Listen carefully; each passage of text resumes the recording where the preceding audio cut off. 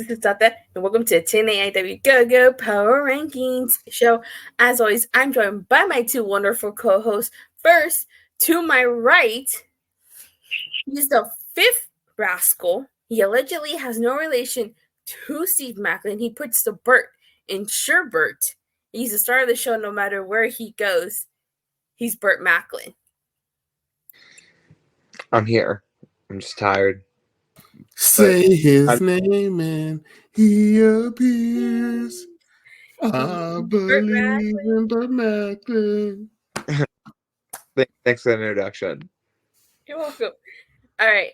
And to my left, he is the godfather of the Power Rankings. He's the DNA of LL3 He puts the Lucha and Luchasaurus, the Lucha and Lucha Underground, and the Brother and Lucha Brothers. Give it up for Lucha, Lucha, Lucha, Lucha. Here. All right. Well, we had so much happen on this week's episode of Impact. I'm very curious to see where Alex Shelley is going to land. See, do you think the Motor City Machine Guns are going to reclaim their number one spot? Yeah, because it's a reset week. Just because, we're doing a pay-per-view a couple weeks ago, and then, this week going back to normal. So I would expect to see, kind of all the champions near the top, especially our world and X champion, the Machine Guns, who kind of had a lock on the rankings. So, yeah, I think they should be number one. They probably are going to be number one. But I'm also want to know where Tasha Steelz is if Tasha Steelz is gonna get ranked. I mean, she beat Deonna Purrazzo in the opening contest. Yeah, and it's crazy. Y'all both brought up those two things because those were the exact two things I was interested in seeing, was how Tasha Steelz got rewarded with an impressive and low-key dominant performance against the Virtuosa, and then how Alex Shelley in the main for the world title pretty much had to hashtag defend this house and reclaim what was his, which is number one on the power rankings with Chris Sabin, because Motor City. Yeah, and definitely. And I feel like these power rankings are going to be very interesting because, like you said, it's a reset week. We just came off the heels of Turning Point. So very curious to see what the end result is. And also, too, with that being said, when I say it's a reset week, and usually you'll see the champions, will that love be spread across all the champions? Usually it seems like we don't see our digital media knockouts tag team champions very often. So will we see them this week? That is a good question. I'm interested in that as well. Without you know what? Fuck it. I'll peel the curtain back a little bit on this part. In my power rankings, I actually voted MK Ultra at number 10, I believe. So I'm curious to see if Tommy Dreamer gets ranked. I mean, technically, he would get racked if Lex Luger was wrestling him. I meant ranked because he technically did beat Crazy Steve and retained his digital media title. And technically, Nikki Bella could give him a rack attack if she was still wrestling. So, but yeah, go on. And with that being said, let's play these power rankings. Number 10, Tag Team Champions ABC. Number 9, Prudius and Dango. Number 8, Deonna Purrazzo. Number 7, The Most Professional Wrestling Gods. Number 6, Will Ospreay. Number 5, Eric Young. Number 4, World Champion Trinity. Number 3, Tasha Steelz. Number 2, Jonathan Gresham. Number 1, Motor City Machine Guns. What the hell? I know, I was surprised. I'm surprised too. This is all kind of something. I mean, yeah, let's pick a number, any number. Let's dive into this because this is just a clump full of what the hell. Let's start with numbers 1 and 2, respectively. Alex Shelley defeating Jonathan Gresham in the main event, yet Jonathan Gresham is at number 2. And Motor City Machine Guns being number 1 is rightfully deserved, but Jonathan Gresham lost. How is he coming in at number 2? Because he lost the world champion. Or was it that main event bias?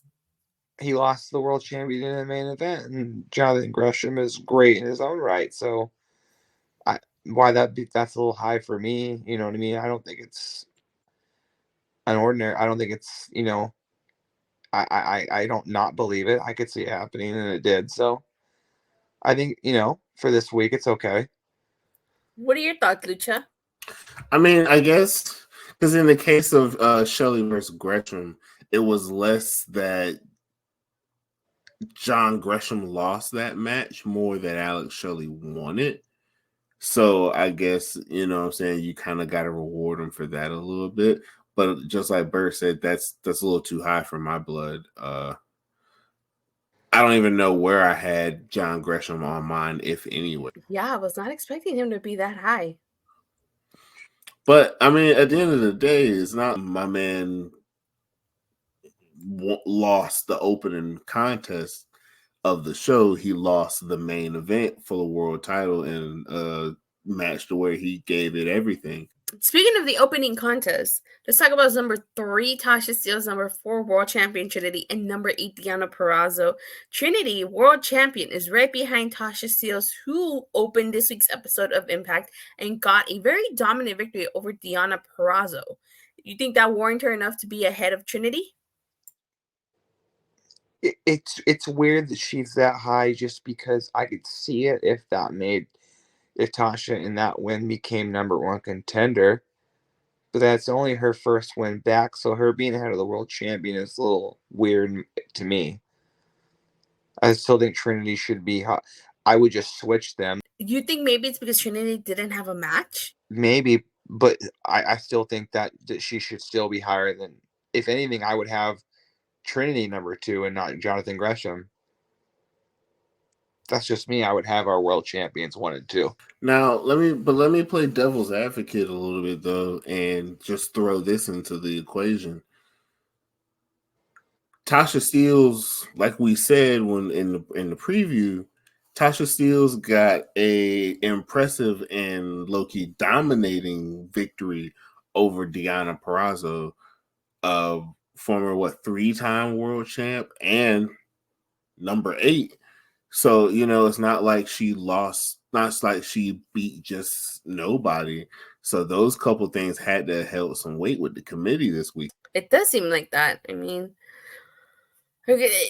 Trinity, she had a backstage segment, that was all. So I guess people took Tasha Steelz' victory and the fact that she wrestled more into consideration. You could also add maybe the committee, just because they're back-to-back matches. Maybe the committee also thought that Tasha's win over Deonna was more impressive than Trinity's most recent win over Deonna. And it's also a classic case of the committee trying to influence title matches and whatever, because this is just something that Tasha Steelz can have in her back pocket. You know what I'm saying? As far as her quest back to the world title, the committee just already kind of sort of giving her spot over the world champ based off this win on Deonna. And speaking of Deonna, she's at number 8, ahead of Dango and Prudius, who won. Well, Prudy is winning his. I just see your guys. Your guys just roll. I was rolling my eyes to him rolling his eyes, because I personally am a Prudius fan. I'm offended. So you would it be okay with Deonna being ahead of Prudius? Burt? I'm fine with her being ahead of them, yes. But why are they ahead of number 10? Can we talk about number 10? Just if we're going to talk about number 9? Sure. Yeah, they're ahead of the tag team champions, ABC. So how's that possible when they're the tag team champions? I don't understand that. I don't. Yeah, I get that Dango and Prudius had a match, and Prudius did a lot of the work. You know what I mean? So if you want to call it impressive, but for them to be ahead of the tag team champions, I don't get it. I mean, at this rate, I wouldn't be surprised if the people that Prudius and Dango beat were like tied with ABC for number 10. And the only reason ABC got the number 10 is because they're the tag champions. I wouldn't be surprised. This committee was wilding this week. It doesn't seem like the committee knows where to go because we're in such a weird holding pattern, yet a big transition period where the more things change, the more they're going to stay the same. And we're just thrown for a loop. It's like, what the fuck is happening? Yeah, I was surprised. I mean, but Prudius and Dango did face a bunch of jobbers. I wouldn't have been surprised if they came in at number 10 and ABC at number 9, but the fact that it's the opposite, it's a little surprising. All right. Well, let's talk about number 7 and number 6. Number 7 being the most professional wrestling gods, and number 6 being Will Ospreay. So the most professional wrestling gods, Brian Myers, went out there and beat Joe Henry. And Will Ospreay just cut a promo backstage, yet he's ahead of the most professional wrestling gods. Lucha? As respectfully as I can put it, victory over Joe Hendry, where we are now, just doesn't hold the same weight that it did a couple months ago when he was kind of fresh off the DMC. I had to make sure Joe Hendry wasn't trying to pop up. Did Brian Myers win that match? He did. He beat him. Okay. I don't remember that. Okay. Keep going. Yeah, so, and then plus couple with that, the fact that Moose is still number 1 contender for the world title. We got his situation coming up at Hard to Kill. But all that is all fine and dandy, but you ain't Billy Goat. Billy Goat wasn't Billy Goat like number 2 last week, number 1 last week? I think he was like number 2. Yeah, off of Turning Point. Off of Turning Point's thing, he had to have been pretty high up there. So then his presence alone is gonna keep him around. And then maybe he might be the answer to the who's the one to watch as far as climbing to number 1, because he does have that big match against Josh next week. But also in the same sense, Josh isn't ranked. Josh has been in and out of the top 10 for quite some time now. Ever since Josh's number 1 spot and world title was snatched from us, he just hasn't been able to get back to his same spot.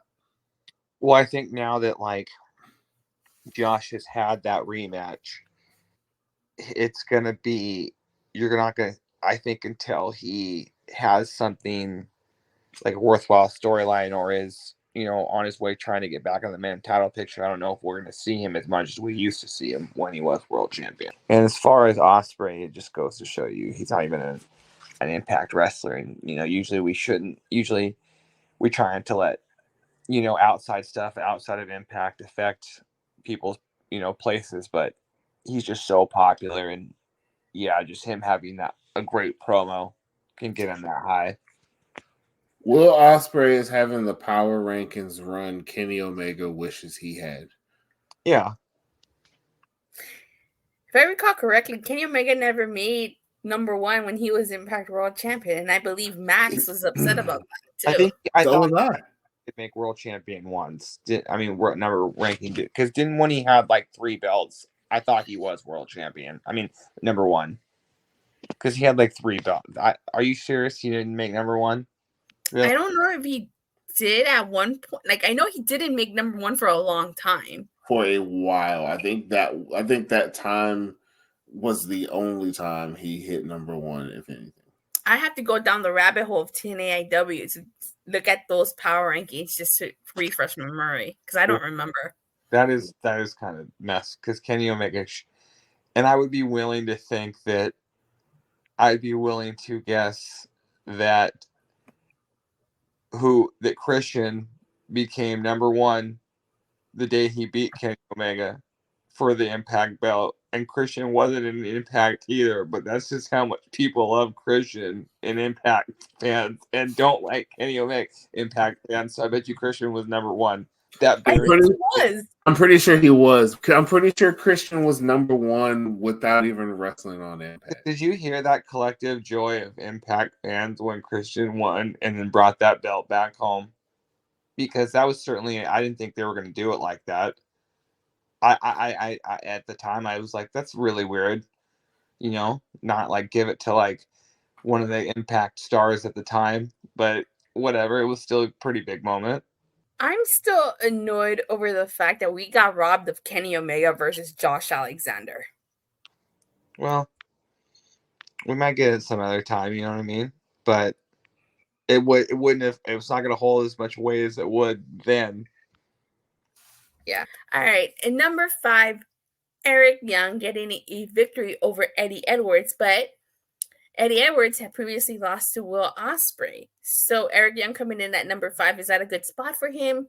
Should he have been higher? Burt?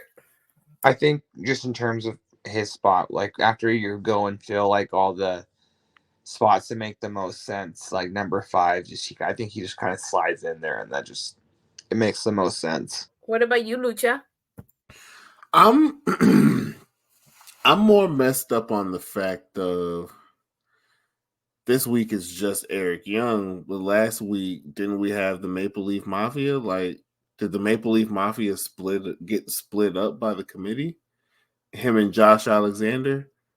Well, you always said that they're not. Well, you've always said that if people are not officially a tag team, we shouldn't rank them together. But they got ranked together last week. All right, well, that's all for the power rankings. Anybody got any last comments before we move on to our next segment? No. Now for a segment I like to call Which Match Has the Biggest Power Rankings Implication? I swear, I feel like I added like 9 extra words to that. Okay. We got Will Ospreay versus Josh Alexander. That one.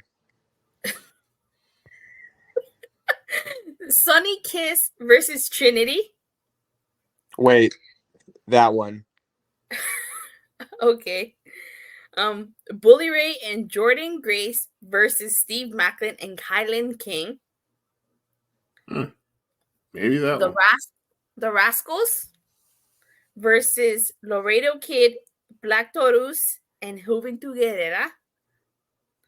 Moose versus Heath, and ABC versus Shelton Jean and Kenny King King for the Impact Tag Team titles. Wait a minute. Did Impact suddenly start? Is Impact going back to their weekly pay-per-views? Because that's what that lineup just reminded me of. That sounds like a pay-per-view. Did you hear all those matches? Yeah. Quality matches? Yeah. Well, for me, it's a tie between, just because if Trinity is able to get a win, and of course she's world champion, I think she should definitely be number 1. Just because the Machine Guns are not on the show, they're not going to lose any of their belts. But just because with her having a match and her winning, I think that automatically makes her the favorite to be number 1. But like I said, I think the winner of Josh versus Will is easily a number 3. I mean, a top 2, 3 candidate as well. And I think a sleeper pick, just because we're getting the debut of Myron Reed and the Rascals. I think with that match, which will be the match, I think that could give the Josh Alexander Will Ospreay a running for match of the night. I think the Rascals, who will win, will be fairly high as well.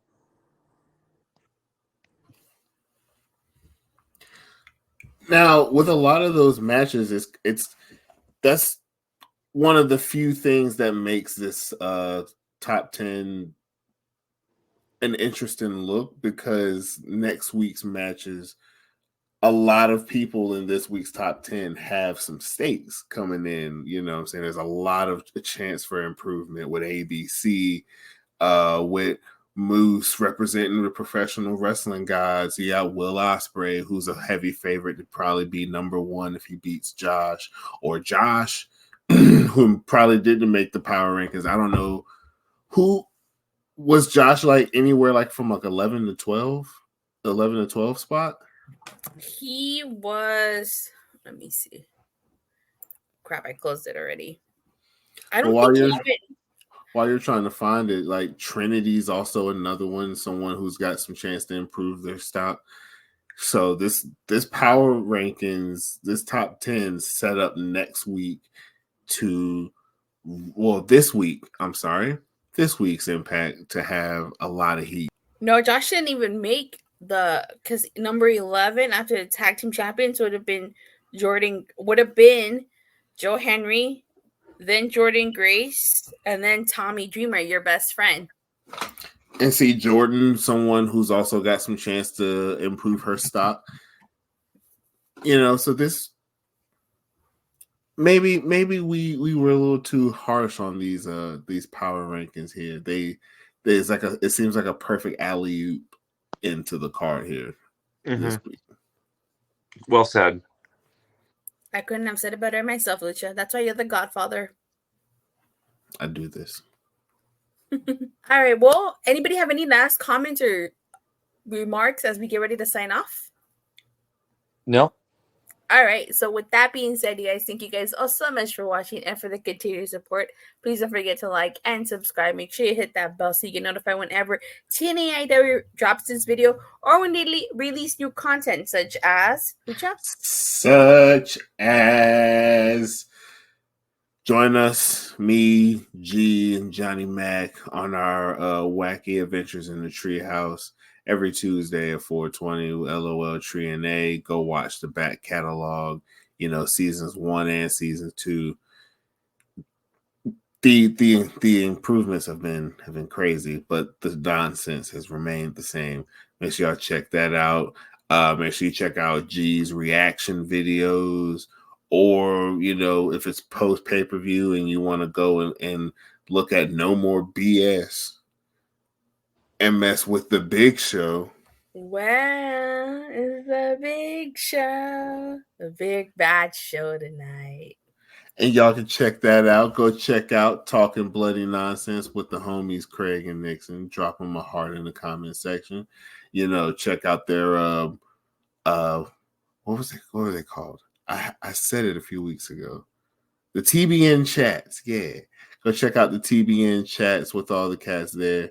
You know, let's go check out all our nonsense. And if you don't like our nonsense, like G says, if you don't like our voices and how we look at Impact, there's 548,000 other Impact podcasters out there. Go check them out. Just check and support the love for Impact while it's still Impact until it's TNA.